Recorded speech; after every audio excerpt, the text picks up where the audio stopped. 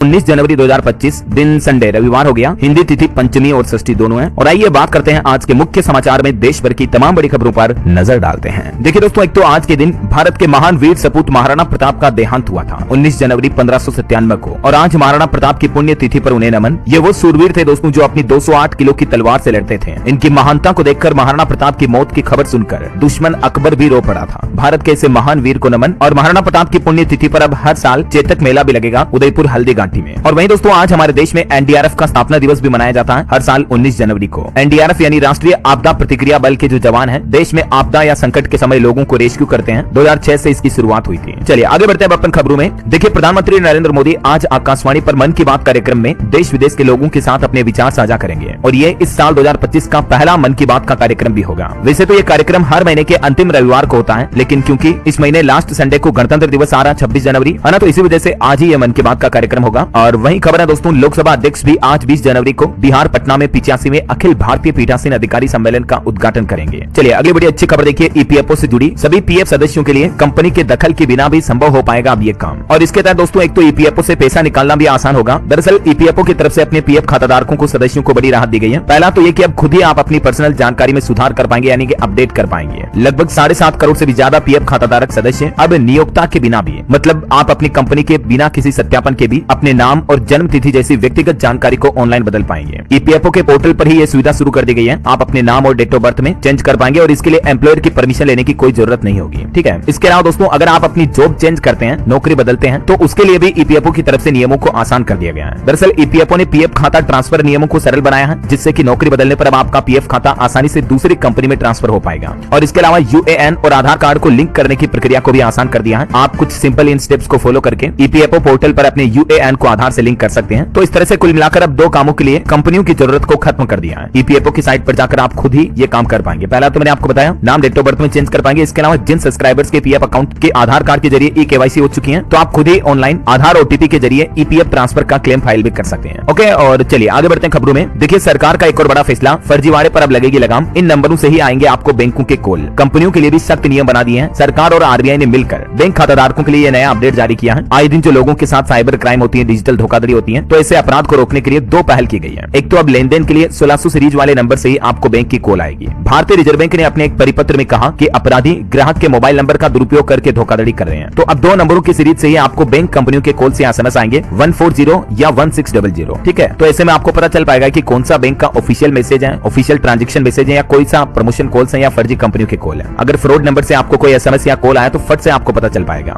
Reserve bank की तरफ से सभी कंपनियों को यह निर्देश दिया है कि केवल इसी नंबर से ही ग्राहकों को कॉल करें। वित्तीय धोखाधड़ी पर लगाम लगाने के लिए आरबीआई की ये नई कोशिश है। देश भर के सभी प्राइवेट और सरकारी बैंकों को भी आरबीआई ने इस संबंध में सर्कुलर जारी कर दिया है। और ये जो नए नियम है दोस्तों, इसी साल 31 मार्च 2025 से पहले लागू करने होंगे सभी बैंकों को। ठीक है। और वहीं रिजर्व बैंक की तरफ से बैंकों से नए और सभी मौजूदा उपभोक्ताओं के जमा खातों और बैंक लॉकर में नामांकन को भी सुनिश्चित करने का आदेश दिया है। चलिए अगला अपडेट आ रहा है। प्रधानमंत्री नरेंद्र मोदी ने देश भर में 65 लाख से भी ज्यादा स्वामित्व संपत्ति कार्ड बांटे। और इस दौरान पीएम मोदी बोले कि यूएन ने गरीबी हटाने के लिए प्रॉपर्टी राइट्स की बात कही थी। हमने 2.25 करोड़ दस्तावेज सौंपे हैं। बीते दिन पीएम मोदी ने देश के 10 राज्यों 2 केंद्र शासित प्रदेशों में 65 लाख से भी ज्यादा लोगों को उनकी संपत्तियों के स्वामित्व कार्ड बांटे, यानी कि उनकी जमीन, मकान, प्रॉपर्टी के कागजात सौंपे हैं। पीएम ने ग्रामीण अर्थव्यवस्था को ऐतिहासिक बताते हुए कहा कि ये योजना ही ग्रामीण क्षेत्रों की आर्थिक प्रगति का रास्ता खोलेगी, क्योंकि लोगों को उनकी जमीनों का स्वामित्व मिलने के बाद लोग बाग इस पर लोन वगैरह भी ले पाएंगे और गाँव में जो जमीन भूमि से जुड़े विवाद है वो भी खत्म हो पाएंगे, है ना। कुछ अलग अलग राज्यों के भी आंकड़े देखिए आप। मध्य प्रदेश में भी तकरीबन 15,63,000 लोगों को मिला स्वामित्व कार्ड। पीएम मोदी ने एमपी सीहोर के लाभार्थी से बातचीत की। मध्य प्रदेश के मुख्यमंत्री मोहन यादव भी बोले कि संजय सरोवर बांध में बनेगा फ्लोटिंग सोलर प्लांट। यूपी में भी तकरीबन 45 लाख लोगों को अब तक सीएम योगी ने घरोनी बांटी और कहा कि पहले दबंग जमीन पर कब्जा करते थे, अब प्रॉपर्टी विवादों में कमी आएगी। चलिए अगली बड़ी खबर देखिए दोस्तों, सेबी का एक बड़ा एक्शन, शहरों में खेल करने वाली 7 कंपनियों पर बैन लगा दिया है। 8 महीनों में ही इन कंपनियों की पूंजी 40 करोड़ से बढ़कर 4,000 करोड़ तक पहुंच गई थी। तो अपने स्टॉक प्राइस को मैनिपुलेट करने के चलते, हेराफेरी के चलते सेबी की तरफ से इन 7 कंपनियों पर शेयर बाजार से प्रतिबंध लगा दिया। इन कंपनियों के नाम भी आप देख सकते हैं। और वहीं खबर है दोस्तों, गृह मंत्रालय ने देश के 67 संगठनों को एफसीआरए की भी मंजूरी दे दी है। एफसीआरए यानी विदेशी अंशदान विनियमन अधिनियम के तहत गृह मंत्रालय की तरफ से 67 संस्थाओं को मंजूरी दी गई। चलिए ऑटो एक्सपो से जुड़े कुछ अपडेट देखिए दोस्तों। भारत की पहली solar powered car Eva 3.25 lakh रुपए में लॉन्च हुई। इसके अलावा कुछ फ्लाइंग कारें भी पेश की कंपनियों ने। विनफास्ट की 2 इलेक्ट्रिक एसयूवी के साथ भारत में एंट्री हुई। Maharashtra Pune based startup company Vayve mobility ने ऑटो एक्सपो में ये भारत की पहली सोलर पावर से चलने वाली कार ईवा लॉन्च की है। ये एक छोटी कार है, इसमें 2 व्यक्ति और एक बच्चा बैठ सकता है। कंपनी का दावा है कि एक बार चार्ज करने पर 250 किलोमीटर तक की रेंज मिलेगी। इसके अलावा विनफास्ट वी VF7 और VF6 इलेक्ट्रिक एसयूवी भी रिवील हुई, जो कि फुल चार्ज करने पर 450 किलोमीटर तक की रेंज देगी। इसी साल सितंबर में ये लॉन्च हो सकती है। और वहीं दोस्तों वोल्वो कंपनी ने एक नई बस भी लॉन्च की 9600। इस बस का फेसलिफ्ट मॉडल पेश किया। ये अगस्त 2025 तक लॉन्च हो सकती है। और किया कंपनी ने भी एक नई ईवी रिवील की EV6, जिसमें आपको 650 किलोमीटर तक की रेंज मिलेगी। कंपनी का दावा है कि मात्र 18 मिनट में ये कार 80% तक चार्ज हो जाएगी। मार्च में इस कार की लॉन्चिंग की संभावना है। और किया कार्निवल का हाई लिमोसिन एडिशन भी लॉन्च हुआ। टू व्हीलर में होंडा एक्टिवा ई और होंडा QC1 भी लॉन्च हुआ। इनकी कीमत 90,000 से शुरू है, जो कि फुल चार्ज करने पर 102 किलोमीटर तक की रेंज देगी। ओला S1 से इनका मुकाबला होगा। कुल मिलाकर भारत मोबिलिटी एक्सपो में 34 कंपनियां शामिल हुई। मारुति सुजुकी ने भी अपनी पहली ईवी रिवील की थी, मैंने आपको कल ही बताया था। चलिए अगली बड़ी खबर देखिए। दिल्ली में सभी तरह की हवा में उड़ने वाली चीजों पर प्रतिबंध लग चुका है। फ्लाइट्स के लिए भी कुछ नए नियम तय किए गए। दरअसल आने वाले गणतंत्र दिवस समारोह के मद्देनजर दिल्ली पुलिस की तरफ से सुरक्षा इंतजाम के तहत ये कई नए नियम लागू किए हैं, जैसे पैराग्लाइडिंग हो गया, ड्रोन वगैरह सभी हवा में उड़ने वाली चीजों पर 18 जनवरी से लेकर 1 फरवरी तक प्रतिबंध लागू रहेगा। इन नियमों का पालन न करने वालों पर कानूनी कार्रवाई भी की जाएगी। दिल्ली के पुलिस कमिश्नर की तरफ से नया आदेश जारी किया गया। लगभग 15 दिनों तक हवाई कर्फ्यू रहेगा दिल्ली में। जरा से आपने गलती की तो आपकी जेब ढीली हो सकती है या फिर जेल भी हो सकती है। ठीक है। और इसके अलावा दोस्तों दिल्ली के सभी स्कूलों में ऑफलाइन क्लास भी फिर से शुरू करने के आदेश जारी कर दिया है, क्योंकि अब धीरे धीरे प्रदूषण कम हो रहा है दिल्ली में। इतने दिन तो ऑनलाइन और हाइब्रिड मोड पर क्लासेस चल रही थी, तो अब दिल्ली के सभी स्कूल चाहे तो ऑफलाइन क्लासेस शुरू कर पाएंगे कल सोमवार से। चलिए अगली खबर देखिए। पाकिस्तान से आई सीमा हैदर के पहले पति गुलाम ने अब भारत सरकार से गुहार लगाई मदद की, बच्चों की कस्टडी भी मांगी है। वहीं यूपी बोर्ड एग्जाम पर अपडेट आ रहा। परीक्षार्थियों के लिए उत्तर प्रदेश के हर जिले में खुलेंगे काउंसलिंग सेंटर। अगले 1 सप्ताह में ये सेंटर खोलने के निर्देश दिए हैं और इन सेंटर पर जाकर विद्यार्थी अपने बोर्ड एग्जाम से जुड़ी किसी भी समस्या या शंका का समाधान पा सकेंगे। चलिए खबर है दोस्तों, घरेलू मोबिलिटी का आकार साल 2030 तक भारत में $600 अरब का हो जाएगा। गूगल और BCG की एक नई रिपोर्ट में दावा किया गया है। और वहीं महंगाई पर एक खबर आ रही। भारतीय रिजर्व बैंक RBI ने कहा कि खाद्य महंगाई पर नजर रखने की जरूरत है। बेहतर कृषि संभावनाओं से समर्थित ग्रामीण मांग में लगातार तेजी जारी है। RBI ने एक बुलेटिन जारी करते हुए सभी अधिकारियों को यह निर्देश दिया। अभी एक दिन पहले आपको पता होगा सरकार ने भी फैसला लिया। चावल की कीमत में 550 रुपए प्रति क्विंटल की कटौती की गई है, जिससे कि FCI राइस की बिक्री बढ़ेगी। खाद्य सुरक्षा उपायों को भी समर्थन मिलेगा। और एक राहत भरी खबर आ रही महंगाई पर। आलू, टमाटर, प्याज की कीमतें बीते 1 महीने में 31% तक घटी है। और अभी भारतीय रिजर्व बैंक RBI भी रेपो रेट घटाने पर विचार कर सकता है। अगले महीने बजट के दौरान हो सकता है ये ऐलान हो, तो इससे भी लोगों को महंगे लोन से राहत मिलेगी, है ना। वैसे अभी डॉलर के मुकाबले जो भारतीय रुपये में कमजोरी आ रही है, इस वजह से भी खबर है कि देश के आयात बिल में बढ़ोतरी होगी। भारत की GDP पर भी दबाव बढ़ेगा। सोना आयात भी महंगा होने का दावा किया जा रहा है। GTRI यानी ग्लोबल ट्रेड रिसर्च इनिशिएटिव की तरफ से ये रिपोर्ट जारी की गई। और दोस्तों अगले महीने फरवरी में जो बजट आने वाला है, उससे भी उम्मीदें हैं कि मानक कटौती की सीमा को 75,000 से बढ़ाकर 1 लाख करने की संभावना है। नई कर प्रणाली यानी कि नया इनकम टैक्स रिजीम भी ला सकती है सरकार। चलिए अगली खबर आ रही है। विदेश मंत्री S जयशंकर ने भारत चीन संबंधों पर चर्चा की और कहा कि चाइना में बीजिंग की बढ़ती ताकतों के लिए हमें भी तैयार रहना होगा। और वैसे अभी हमारे देश के वाणिज्य मंत्री पीयूष गोयल भी 3 दिवसीय दौरे पर ब्रुसेल्स जा रहे हैं। इस दौरान वे यूरोपीय व्यापार एवं आर्थिक सुरक्षा आयोग के आयुक्त मारोस के साथ उच्च स्तरीय वार्तालाप करेंगे, जिससे कि भारत के इंटरनेशनल ट्रेड को बढ़ावा देने पर भी बातचीत होगी। चलिए अगली खबर देखिए। गृह मंत्री अमित शाह ने मणिपुर के राज्यपाल अजय भल्ला से मुलाकात की और इस बैठक के दौरान राज्यपाल भल्ला ने अमित शाह को मणिपुर की मौजूदा स्थितियों से भी अवगत कराया। वहीं खबर है भारत बांग्लादेश सीमा पर भिड़े दोनों देशों के किसान तो BSF और BGB जवानों ने तनाव को शांत कराया, समझा बुझाकर। वहीं खबर देखिए। रोजगार में कमी, अस्थिर सीमाएं समेत कई अहम मुद्दों पर ध्यान देना होगा। विकसित भारत पर बोले सेना उप प्रमुख लेफ्टिनेंट जनरल NS राजा सुब्रमणी का कहना है कि आज अर्थव्यवस्था को एक हथियार के रूप में इस्तेमाल किया जा रहा है। दुनिया को विभिन्न ब्लॉकों में विभाजित किया जाना और अगर भारत को भी हमें साल 2047 तक विकसित भारत बनाना है, तो हमें भारत के कई कमजोरियों और कमियों पर ध्यान देना होगा, जैसे रोजगार की कमी, महिला सुरक्षा, गरीबी, अमेरिका अंतर मिटाना समेत कई अहम मुद्दों पर उन्होंने बातचीत की। और खबर है इंडिया US रिलेशन पर भी अपडेट देखिए। भारत और अमेरिका एक दूसरे को साइबर खतरों की खुफिया जानकारी साझा करेंगे। भारत और अमेरिका दोनों देशों की सरकारों के बीच एक अहम समझौते पर हस्ताक्षर हुए हैं। और दोस्तों हमारी भारतीय अंतरिक्ष एजेंसी इसरो के नाम एक और उपलब्धि जुड़ी। विकास लिक्विड इंजन को फिर से चालू करने में इसरो को सफलता मिली है। वही देखिए बड़ी खबर। जम्मू कश्मीर के किश्तवाड़ में 4 आतंकियों की तस्वीरें जारी हुई। पुलिस ने इन आतंकियों के इनाम की भी घोषणा की है। ये चारों तस्वीरें आप देख सकते हैं स्क्रीन पर। अगर इनमें से कोई आपको कहीं पाया जाता है तो तुरंत आप जम्मू कश्मीर पुलिस को सूचित करें। ये कॉन्टैक्ट नंबर भी दिए हुए हैं नीचे, इन पर आप संपर्क करके जानकारी दे सकते हैं। 5 लाख रुपए प्रति व्यक्ति इनाम की घोषणा की है। जो जानकारी देगा उनको इनाम मिलेगा और नाम भी उनका गुप्त रखा जाएगा। चलिए अगली खबर देखिए। टेक्सास में भारतीय बिजनेस लीडरों से मिले एलन मस्क। भारत अमेरिकी संबंध समेत कई अहम मुद्दों पर बातचीत भी की। ये मुलाकात टेक्सास में चल रहे इंडिया ग्लोबल फोरम सम्मेलन के दौरान हुई, जिसमें भारत की ओर से कई कंपनियों के मालिक और CEO ने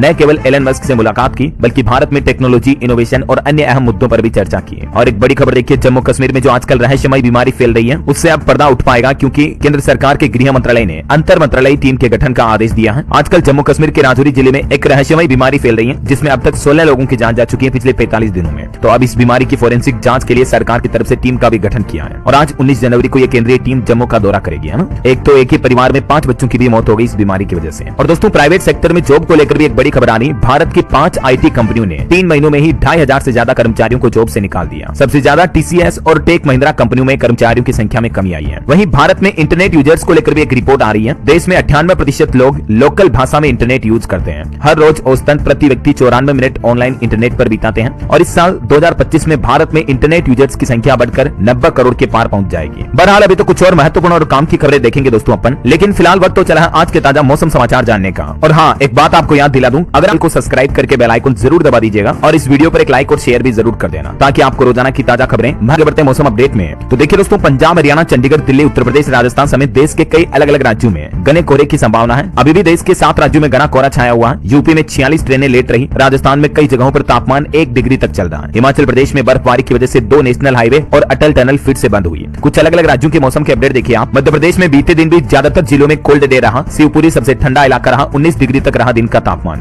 20 से ज्यादा जिलों में घना कोहरा छाया रहा। राजस्थान में भी कोहरे की वजह से कई सड़क दुर्घटनाएं हो गई। बसें भीड़ी, ट्रोले में घुसी कार। जयपुर समेत कई जिलों में बारिश की भी चेतावनी है। इधर उत्तर प्रदेश के 60 जिलों में कोहरा छाने की चेतावनी। 55 ट्रेनें लेट रही। यूपी के 4 शहरों में 8वीं तक के स्कूल फिर से बंद किए गए। उत्तर प्रदेश के 17 जिलों में बारिश के आसार है। ओले भी गिरेंगे। हिमाचल प्रदेश में देखिए दोस्तों, बर्फबारी के बाद पर्यटन स्थलों पर लौटी रौनक। बर्फ देखने के लिए टूरिस्टों की भीड़ उमड़ी। पैराग्लाइडिंग और स्नो बाइकिंग का आनंद ले रहे हैं, देख सकते हैं आप तस्वीरें। वहीं इधर पंजाब में भी 11 जिलों में शीतलहर की चेतावनी। 10 जिलों में कोहरे का भी अलर्ट है। अगले 48 घंटे मौसम सामान्य रहेगा। बाकी पंजाब में 21 जनवरी को फिर से बारिश की भी संभावना है। वैसे हिमाचल में भी मौसम विभाग का कहना है कि 21 जनवरी के बाद बर्फबारी और ज्यादा बढ़ेगी। 23 तारीख को हेवी स्नोफॉल होगा। 2 दिन और 4 जिलों में कोहरे की भी चेतावनी है। और भी दोस्तों अगले 24 घंटों के दौरान मौसम की संभावित गतिविधियां क्या रह सकती हैं। 21-22 जनवरी तक का मौसम अपडेट आप देख सकते हैं स्क्रीन पर। चलिए मौसम के बाद अपन आज के सराफा बाजार पर नजर डाल लेते हैं। देखिए इस सप्ताह सोने चांदी में तेजी रही। सोना 1221 रुपए बढ़कर 79,239 रुपए प्रति 10 ग्राम पहुंच चुका है, जबकि चांदी भी लगभग 550 रुपए महंगी हुई इस सप्ताह और चांदी का रेट अभी 90,820 रुपए प्रति किलो बिक रहा है। चलिए कुछ मार्केट अपडेट देखते हैं। देखिए कोटक महिंद्रा बैंक के तिमाही नतीजों में प्रॉफिट 10% तक बढ़ा। नेट इंटरेस्ट इनकम में भी उछाल देखा गया। निवेशकों के लिए खबर है 22 जनवरी से खुलेगा data water and infra solutions का IPO। 24 जनवरी तक आप इसमें निवेश कर पाएंगे। और वहीं दोस्तों भारत के ग्रोथ पर भी एक रिपोर्ट आ रही है कि साल 2025 में भारत की ग्रोथ रेट सबसे ज्यादा 6.5% तक रहेगी,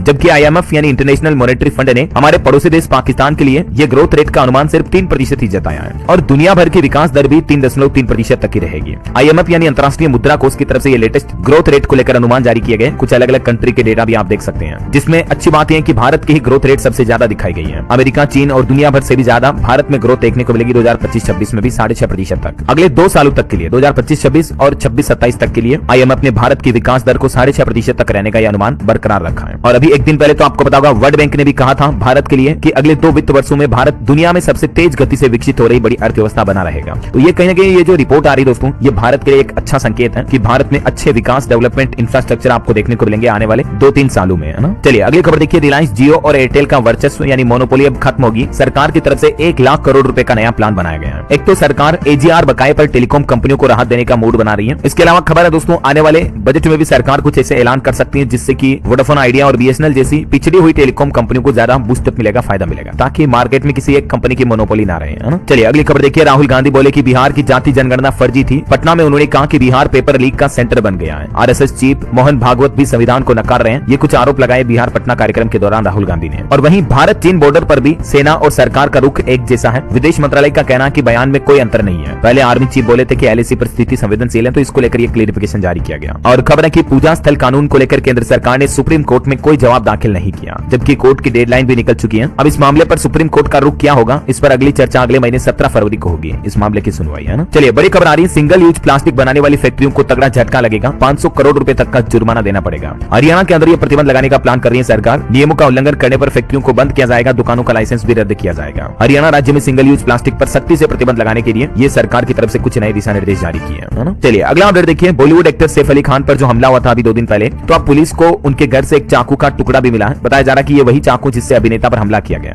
और खबर है दोस्तों, छत्तीसगढ़ राज्य में पकड़ा गया सैफ अली खान पर हमला करने वाला संदिग्ध युवक भी। छत्तीसगढ़ के दुर्ग पहुंची मुंबई पुलिस अब युवक को पकड़ लिया है। पूछताछ जारी है। ये वो संदिग्ध शख्स है जिसे RPF अपनी हिरासत में लिया है और बताया जा रहा है कि इसी ने सैफ अली खान पर हमला किया। पूछताछ अभी जारी है। करीना ने भी पुलिस से कहा कि सैफ महिलाओं और बच्चों को बचाने आए हमलवार ने कई वार किए। ये RPF के अफसर ने संदिग्ध की तस्वीर भी जारी की और इस शख्स का नाम आकाश बताया जा रहा है। ये शख्स CCTV कैमरे में उतरते हुए भी पाया गया। अब देखते हैं इससे पूछताछ के बाद क्या कुछ नए खुलासे सामने आते हैं, मैं आपको बता दूंगा। और वहीं फिलहाल देखिए अगली खबर, 19,000 संदिग्ध बांग्लादेशियों की सूची तैयार हुई। दिल्ली के 15 जिलों में पुलिस ने गहन जांच की और अब बड़ी कार्रवाई की जाएगी। मतलब दिल्ली में ये खुलासा हो रहा है दोस्तों की लगभग 19,000 बांग्लादेशी लोग जो है ना पहचान बदलकर दिल्ली में रह रहे हैं। तो अब इन्हीं की जांच को लेकर दिल्ली पुलिस की तरफ से सख्त आदेश जारी किया है। चलिए अगली खबर देखिए, कोणार्क सूर्य मंदिर पहुंचे सिंगापुर के राष्ट्रपति और यहाँ यूपीआई से पेमेंट कर अपनी पत्नी के लिए साड़ी भी खरीदी है। अभी उड़ीसा दौरे पर गए हुए हैं सिंगापुर के राष्ट्रपति थर्मन और इस दौरान उड़ीसा और सिंगापुर राज्य के बीच एक समझौता ज्ञापन भी हुआ। भुवनेश्वर में फिनटेक हब का शुभारंभ करेगा सिंगापुर। चलिए अगली बड़ी अच्छी खबर देखिए, मोदी सरकार इस राज्य में बनवाएगी 4,68,000 पक्के मकान। अब गरीबों को धूप और बरसात में बाहर नहीं रहना पड़ेगा। दरअसल केंद्र सरकार की तरफ से जो देश के हर गरीब और बेघर लोगों को पक्का मकान देने की योजना चलाई जा रही है, इसी योजना के तहत अब कर्नाटक राज्य में केंद्र सरकार ने ये बड़ा फैसला लिया है। कर्नाटक में गरीबों के लिए लगभग 4.5 लाख से भी ज्यादा मकान बनाए जाएंगे, पक्के मकान। केंद्रीय मंत्री शिवराज सिंह चौहान की तरफ से ये मंजूरी भी दे दी गई है। चलिए अगला अपडेट देखिए दोस्तों, HSGPC के चुनाव आज होंगे। 3 वार्ड के 13 प्रत्याशियों का भविष्य तय करेंगे 29,000 से ज्यादा मतदाता। HSGPC का मतलब है दोस्तों हरियाणा सिख गुरुद्वारा प्रबंधक कमेटी के चुनाव जो है ये आज सुबह से शुरू हो जाएंगे। वहीं इधर खबर है, दिल्ली में भी चुनाव से पहले केजरीवाल ने दिल्ली के किराएदारों को बड़ी सौगात दी है और बड़ा ऐलान कर दिया है। दिल्ली के पूर्व सीएम केजरीवाल बोले कि अब दिल्ली में किराएदारों को भी फ्री बिजली और पानी देंगे। और वहीं दिल्ली में पुलिस ने आम आदमी पार्टी नेताओं के जेल जाने की डॉक्यूमेंट्री की रिलीज स्क्रीनिंग भी रोकी। आम आदमी पार्टी ने यह भी आरोप लगाया कि केजरीवाल की गाड़ी पर भी पत्थर से हमला हुआ, काले झंडे लिए लोग गाड़ी के पास पहुंचे। बीजेपी ने भी कहा कि पूर्व मुख्यमंत्री ने कार्यकर्ताओं पर गाड़ी चढ़ाई। तो ये कुछ कंट्रोवर्सी चल रही है। चलिए अगला अपडेट आ रहा है दोस्तों, कोलकाता में जो आरजी कर मेडिकल कॉलेज केस का मामला था, तो उसमें आखिरकार कोलकाता केस में संजय रॉय को दोषी करार कर दिया है कोर्ट ने, है ना। और सजा का ऐलान कल 20 जनवरी को होगा। हालांकि अभी भी संजय का कहना कि मुझे फंसाया गया, इसमें आईपीएस भी शामिल है। और वो जो लड़की जिसके साथ ये घटना हुई थी उसकी मृतका की मां का भी ये कहना है कि जब तक सभी को सजा नहीं होगी तब तक चैन नहीं मिलेगा। चलिए किसान आंदोलन से जुड़े कुछ अपडेट देखिए दोस्तों, किसानों की तरफ से एक और बड़ा ऐलान किया गया। 20 जनवरी को पूरे देश भर में प्रदर्शन करेंगे किसान भाई लोग। देश के सभी सांसदों के घर के बाहर प्रदर्शन करेंगे और फिर 26 जनवरी गणतंत्र दिवस पर तो ट्रैक्टर मार्च भी निकालेंगे।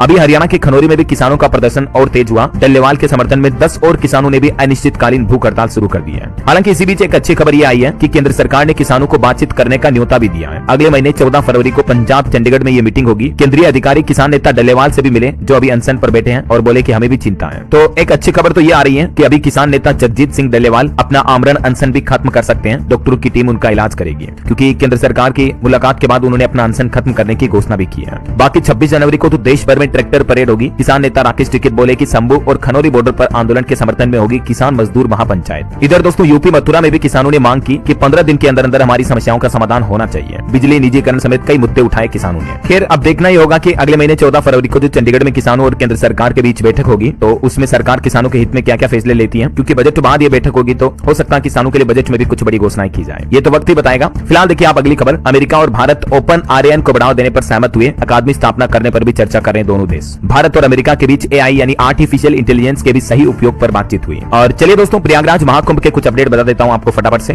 देखिए जम्मू कश्मीर से प्रयागराज के लिए बस सेवा शुरू हुई। इसकी टाइमिंग और किराया वगैरह कितना होगा जानकारी आप देख लीजिएगा। इसके अलावा हमारे देश के रक्षा मंत्री राजनाथ सिंह भी प्रयागराज महाकुंभ पहुंचे। यहाँ संगम में डुबकी भी लगाई। वैदिक मंत्रों के बीच इन्होंने स्नान किया, साथ में मंत्री नंदी भी रहे। और खबर है महाकुंभ में 22 जनवरी को मंत्रिमंडल की बैठक भी हो सकती है जिसमें कई अहम मामलों पर चर्चा होगी। और इस बार तो महाकुंभ में एक नया इतिहास भी रचा जाएगा। आर्टिफिशियल इंटेलिजेंस से हो रहा है दुनिया का सबसे बड़ा हेड काउंट भी, मतलब एआई कैमरों के जरिए एक एक श्रद्धालु की गिनती की जा रही है। इस तकनीक से 95% तक का सटीक अनुमान लगाया जा सकेगा। महाकुंभ में आने वाले श्रद्धालुओं की संख्या का अनुमान 45 करोड़ तक है। और खबर है दोस्तों महाकुंभ में 20 जनवरी को पहुंचेंगे कुमार विश्वास भी। परेड ग्राउंड के गंगा पांडाल को देंगे अपने राम भजनों की प्रस्तुति। वहीं पाकिस्तानी मीडिया ने भी महाकुंभ की कवरेज करते हुए कहा दुनिया का सबसे बड़ा आयोजन है ये महाकुंभ। विदेशी अखबारों में भी महाकुंभ के चर्चे देखने को मिल रहे हैं। और महाकुंभ में 12 ज्योतिर्लिंगों की अनोखी दुनिया, 5.5 करोड़ रुद्राक्ष के शिवलिंग भी बनाए गए हैं। 11,000 त्रिशूल से शिवमय हुआ माहौल। और खबर है महाकुंभ में एक नागा साधु ने यूट्यूबर का सिर भी फोड़ दिया। सुंदरी मोनालिसा ने भी प्रयागराज छोड़ा। 22 जनवरी को योगी कैबिनेट की बैठक भी होगी। और अभी महाकुंभ में मोरारी बापू की श्री राम कथा का भी प्रारंभ हो चुका है। 18 से 26 जनवरी तक चलेगा ये कार्यक्रम। और दोस्तों महाकुंभ में कुल कारोबार 2 लाख करोड़ रुपए तक का होने का अनुमान जताया जा रहा, मतलब इतना बिजनेस होगा। 40 करोड़ श्रद्धालुओं के आने से 10 लाख लोगों को रोजगार भी मिलेगा,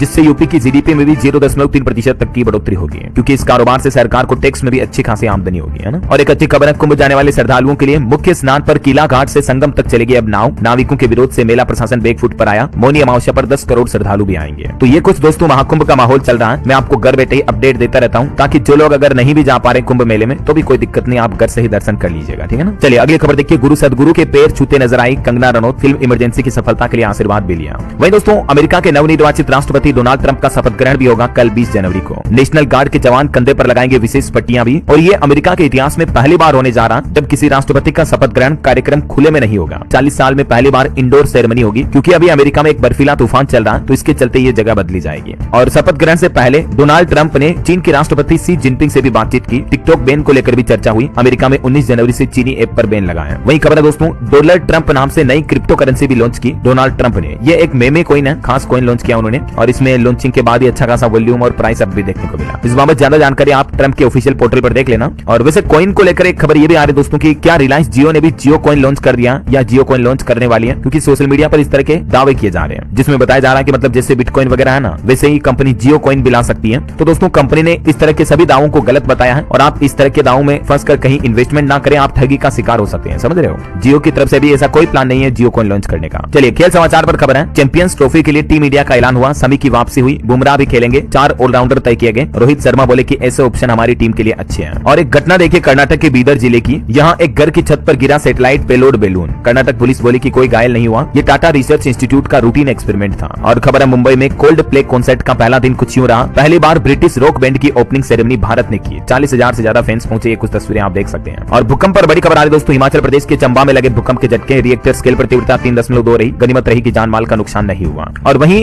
एक खबर देखिए दोस्तों, अभी हाल ही में जो पाकिस्तान ने एक स्वदेशी सैटेलाइट लॉन्च किया था, तो इस सैटेलाइट का अभी सोशल मीडिया पर काफी मीम के जरिए मजाक बनाया जा रहा है। लोग तस्वीर शेयर करके बोल रहे हैं कि ये तो पानी की टंकी है। ये देख सकते हैं आप, ट्विटर वगैरह पर काफी इस तरह के मीम्स बनाए जा रहे हैं। चलिए अगला अपडेट देखिए आप, उत्तराखंड में यूनिफॉर्म सिविल कोड नियमावली लागू करने की तैयारी कर चुकी है सरकार। अब कल 20 तारीख को उत्तराखंड के मुख्यमंत्री पुष्कर सिंह धामी सरकार की कैबिनेट बैठक होगी और इसी महीने यूसीसी कानून लागू करने का आदेश भी जारी होगा। वहीं खबर देखिए, राजस्थान में नर्सेज एसोसिएशन का अनिश्चितकालीन धरना समाप्त हुआ, गजेंद्र सिंह शेखावत ने सुनी लोगों की मांगे भी। झारखंड में देखिए, पुलिस इंस्पेक्टर पद पर प्रमोशन में आरक्षण के आदेश पर रोक लगा दी है, हाईकोर्ट ने सरकार से जवाब भी मांगा। और वहीं खबर है, 20 जनवरी को जम्मू कश्मीर के मुख्यमंत्री उमर अब्दुल्ला की कैबिनेट बैठक होगी, जिसमें जम्मू कश्मीर आबकारी नीति समेत कई प्रस्तावों पर मुहर लग सकती है। और बिहार से एक बड़ा खुलासा सामने आ रहा कि प्रधानमंत्री जन औषधि केंद्रों की दवाओं में गड़बड़ी पाई गई। बिहार से पीएम और गृह मंत्री तक भी ये रिपोर्ट पहुंच चुकी है। देखिए मतलब लोगों को सस्ती दवाओं के नाम पर भी धोखाधड़ी का शिकार बनाया जा रहा है। वही खबर देखिए, हरियाणा में एक नया आदेश जारी हुआ, भ्रष्ट पटवारियों की अब खेर नहीं। 370 ऐसे पटवारियों की लिस्ट भी जारी हुई है जो कि भ्रष्टाचार कर रहे हैं, रिश्वत वगैरह ले रहे हैं, उन पर अब सख्त कार्रवाई की जाएगी। हिमाचल प्रदेश के लोगों के लिए भी एक खुशखबरी है दोस्तों, राशन डिपो में फरवरी से मिलेगा सरसों का तेल भी। मुख्यमंत्री के ऑफिस तक भी आदेश की फाइल पहुंच चुकी है। चलिए कुछ और स्टेट न्यूज अपडेट देख लेते हैं फटाफट से। देखिए राजस्थान जयपुर में एजुकेशन समिट में एआई और तकनीक पर मंथन होगा। 20 से 24 जनवरी तक जयपुर में जुटेंगे दुनिया भर के 500 से ज्यादा स्पीकर्स। वहीं राजस्थान में स्कूलों में अब सूर्य नमस्कार करवाना भी अनिवार्य होगा। अधिकारियों को महीने में 4 दिन गाँव में रुकने के भी निर्देश दिए हैं। राजस्थान के शिक्षा एवं पंचायती मंत्री मदन दिलावर की तरफ से महत्वपूर्ण निर्देश जारी किए गए। और खबर देखिए, मध्य प्रदेश के शिवपुरी में गौ माता को राष्ट्र माता बनाने की फिर से मांग की गई। 51 किलो गंगाजल के साथ हरिद्वार से उज्जैन तक 910 किलोमीटर की पदयात्रा पर निकला एक युवक अपनी इस अनूठी मांग को लेकर। खबर है, छत्तीसगढ़ में बायोफ्यूल विकास प्राधिकरण की नई पहल देखिए, प्रदेश के 6 नगर निगमों के ठोस अपशिष्ट से बनाई जाएगी बायोगैस। वहीं देखिए उत्तर प्रदेश में अब चांद छाप यूरिया नहीं मिलेगी। कानपुर की सबसे बड़ी फैक्ट्री बंद हुई, 2000 कर्मचारियों की नौकरी भी छिन गई। फिर कर्मचारियों ने प्रदर्शन भी किया। और वहीं यूपी में देखिए 23 से 27 जनवरी तक चलेगा Uttar Pradesh international trade expo का आयोजन होगा। 300 से ज्यादा राष्ट्रीय और अंतर्राष्ट्रीय ब्रांड हिस्सा लेंगे। 2 लाख लोग एकत्र होंगे। देख सकते हैं आप इसके बारे में ज्यादा जानकारी भी। वहीं खबर देखिए, बिहार में 9 मार्च को पटना में होगा बदलो बिहार महाजुटान का आयोजन। मुंगेर में भाकपा माले के महासचिव की तरफ से घोषणा की गई। और दोस्तों झारखंड से एक बड़ा खुलासा सामने आ रहा कि 3 महीने में एटीएम बदलकर 14 लोगों के साथ ठगी की गई। झारखंड के रांची शहर की यह घटना है। 7 एटीएम सबसे खतरनाक है, तो आप सावधान रहें। अब तक 22 लाख रुपए की ठगी हो चुकी है। और झारखंड में जेएसएससी सीजीएल पेपर लीक पर भी सीआईडी को कुछ ठोस सबूत मिले हैं। परीक्षा से पहले रात 10:57 पर ही आंसर मिल गए थे। सबूतों की अब फोरेंसिक जांच भी की जा रही है। वैसे मौसम विभाग का भी कहना कि झारखंड में बर्फीली हवाओं का असर जारी रहेगा। 21 जनवरी के बाद फिर से हाड़ कंपाने वाली ठंड पड़ेगी। इधर हरियाणा पटवारी एसोसिएशन ने इमरजेंसी मीटिंग बुलाई। राज्य में 370 भ्रष्ट पटवारियों की लिस्ट के बाद हरियाणा के मुख्यमंत्री नायब सिंह सैनी की तरफ से यह बड़ा फैसला लिया गया। वहीं रेलवे से खबर है दोस्तों, पंजाब से गुजरने वाली 65 ट्रेनें रद्द की गई। 19 ट्रेनों का समय भी बदला गया। हिमाचल के धर्मशाला में 750 किलोवाट का सोलर पावर प्लांट शुरू हुआ। मुख्यमंत्री सुखविंदर सिंह सुक्खू ने उद्घाटन किया। 1 रुपए प्रति यूनिट सस्ती होगी बिजली। चलिए अगला अपडेट देखिए दोस्तों, अब नहीं चलेगी चीन की चालबाजी। भारतीय सेना ने एक गजब का इनोवेशन किया है। दरअसल भारतीय सेना ने एक ऐसा स्मार्टफोन इजाद किया है जिससे कि जरूरी डॉक्यूमेंट के लीक होने की घटनाओं को रोक लगाई जा सकेगी।